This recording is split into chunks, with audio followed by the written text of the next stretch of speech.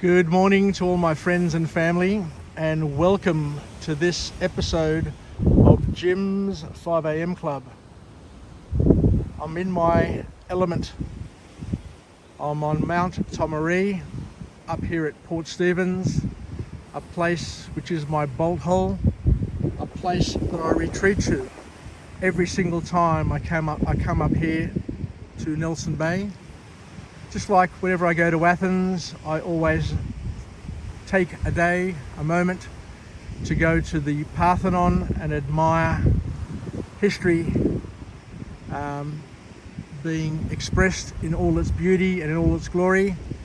So too, whenever I come to Port Stephens, even if I just come for a day, I will make it a point to come up here and to be one with nature and one with the world. It just is such a beautiful place to be. Look at all those jet skis taking off around Nelson Point down there.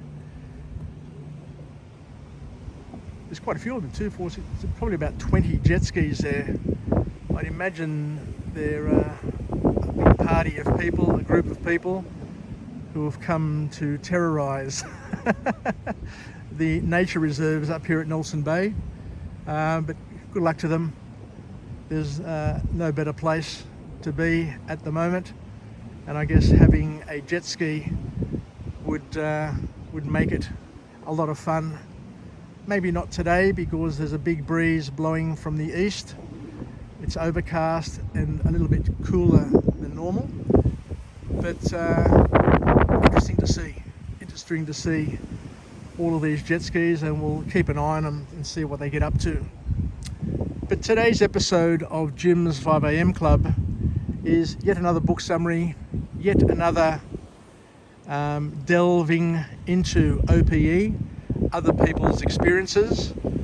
And sometimes the best way to learn, the best way to gain traction and to progress in life is to reflect on other people's experiences, because we all can't be at the same place at the same time. We all can't experience the same positive things or the same negative things at the same time, and we have a limited amount of time to live our lives. And according to many authors, they say that sometimes the best thing to do is to live your life as daring as you wish, take the risks that you're comfortable to take, but you can vicariously live many lives in parallel. And you can do that by reading books, by going to seminars, by listening to friends and family, to grandparents, and by reading history, by indulging in other cultures. And that way you get exposed to multiple cultures, multiple slithers of reality, which can help you understand or get a better bead on reality in general. So it's all about experiencing, and this book that we're going to go through today is called Good to Great by an author known as Jim Collins. And Jim writes about how to improve and how to become better, and to I guess give us some tidbits and some tips, some life hacks on how other businesses and how other people are doing things in a way which makes them better off. So he kicks off his book with a quote where he says, and he makes a very valuable point, and we should all take this into consideration, that by definition it's not possible for everyone to be above average. You know, everybody thinks that their child is smart, is creative, is athletic, and is the best thing in the world, or the best person in the whole wide world.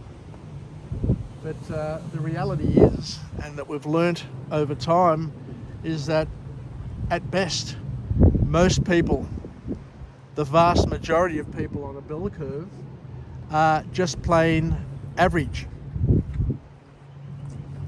just change my vantage point here because a lot of these jet skis seem to be going outside their heads, which probably isn't a smart thing to do on a windy day like today. Let's keep an eye on where they go. It'll be of interest, but yeah, probably today is not the time to be going out the heads because the wind is gusting and it's building, but each to their own. So I'll just come back to my little resting point here and continue my vlog. So the author goes on to kick off the book with a concept.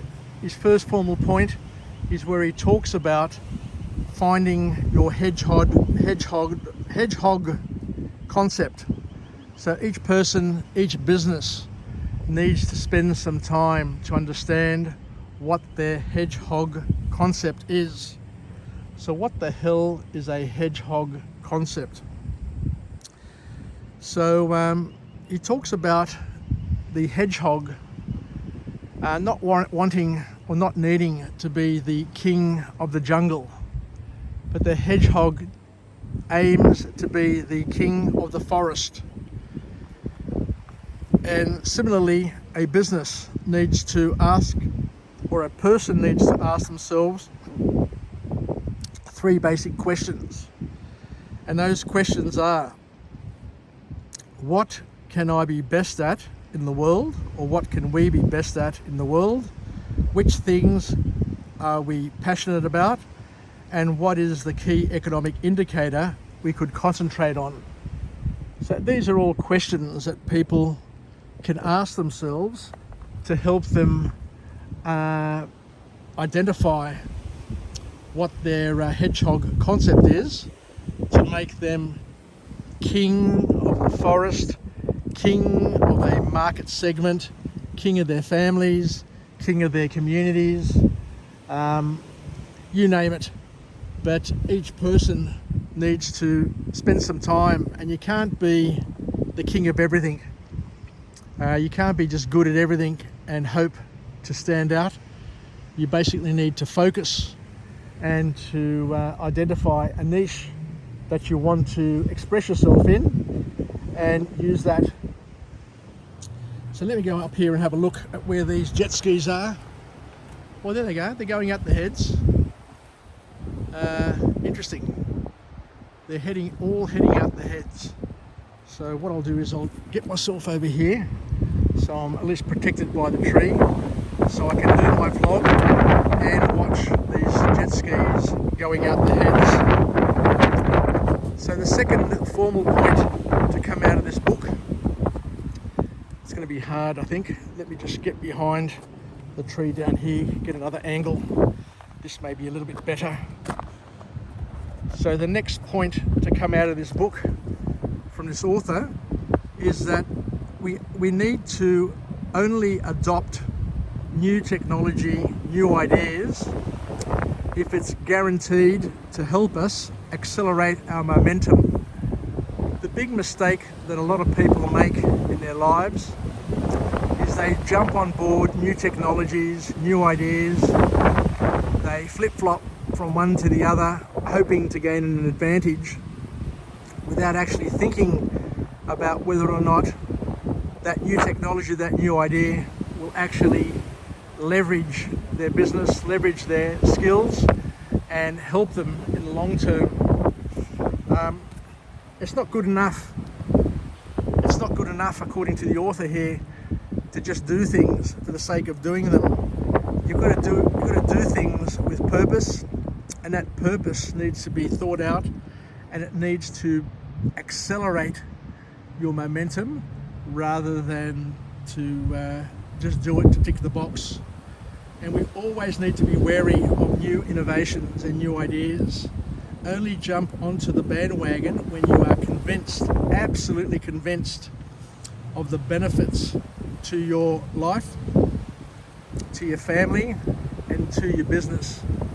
So very important indeed to take that into consideration. So the last point to come out of this book summary is that we need to always confront the uncomfortable truths in our lives, and never, lose faith that you will always work it out. So always confront uncomfortable truths head on. So we need to basically work at confronting uncomfortable truths, but also knowing that by confronting things, you will work them out. There is always a solution. There's a solution to every single problem. And we need to endorse and incorporate into our lifestyle a thing called realistic optimism, because it's an important, good habit to have. You know, it's important to be optimistic, but you also need to be realistically optimistic, because if you're just a rose glass sort of person and just do things without thinking about the first, second and third level consequences, it could cause you many problems later on in life. And depending on where you are in terms of your development and your life cycle, sometimes we take on problems that we can't afford to have at a particular time of our lives. So there's a time and place, as we're saying here, what the author is saying, there's a time and place to be risk on, but there's also a time and place where we need to be cautious. And on that topic, I just want to let everybody know that 2 days ago I had my third dose of vaccine. I had my booster. This time round it was the Pfizer booster, and I had the first two jabs being AstraZeneca.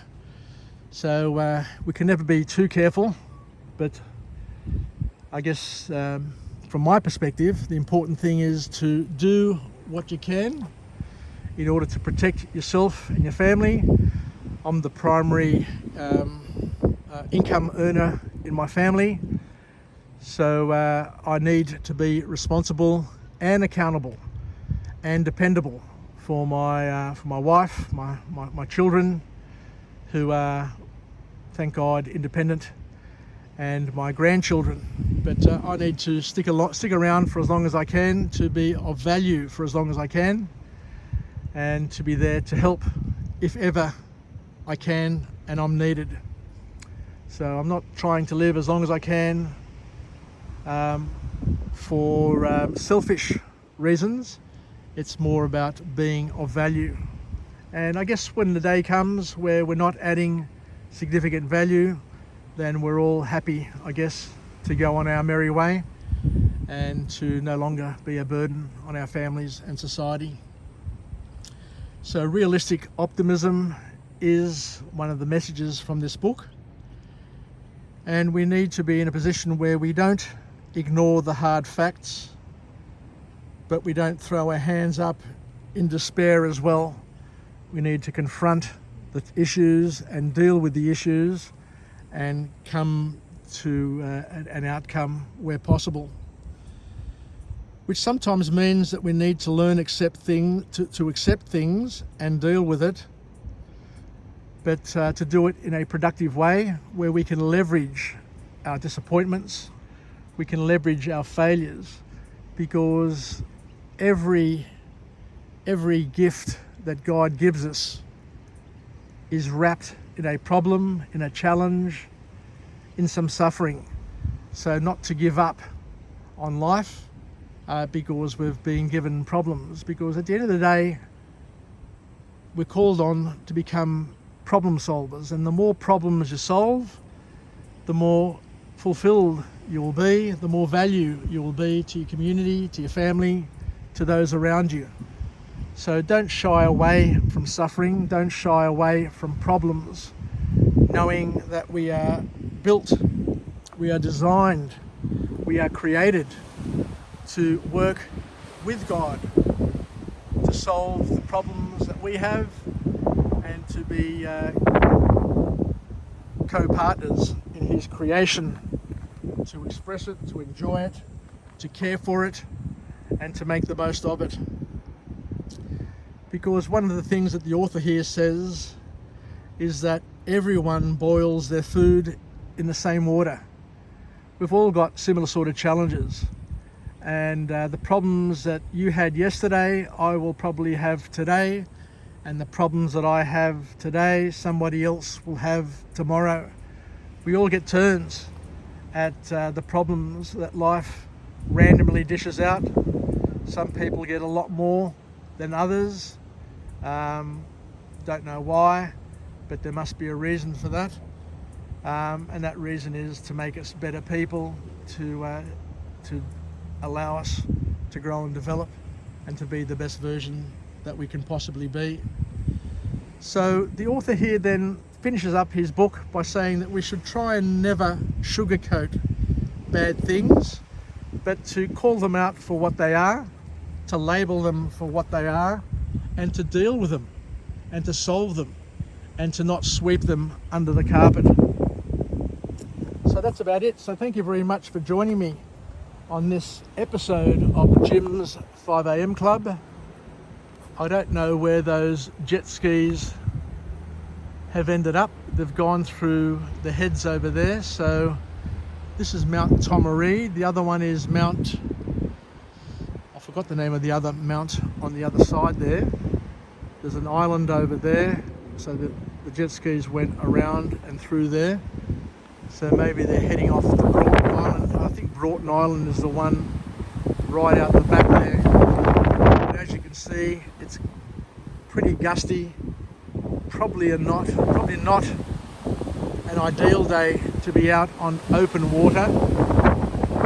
But who knows? I'll look forward to seeing them on the way back later on this afternoon, and I might chat with one of them because they'll be pulling their boats or their jet skis out at Little Beach, where I've got my holiday house, and see where they went and what the journey was all about. So, yes, that's been out. Take care. Wishing you all the very best, and wishing you a happy 2022. I'll be back at work on Monday. I can't wait to get back to work, just to have, there's an eagle there, it's flying past. And yeah, I can't wait to get back to work and get into my comfortable rhythm again. So we'll chat again. Yasas, and bye for now.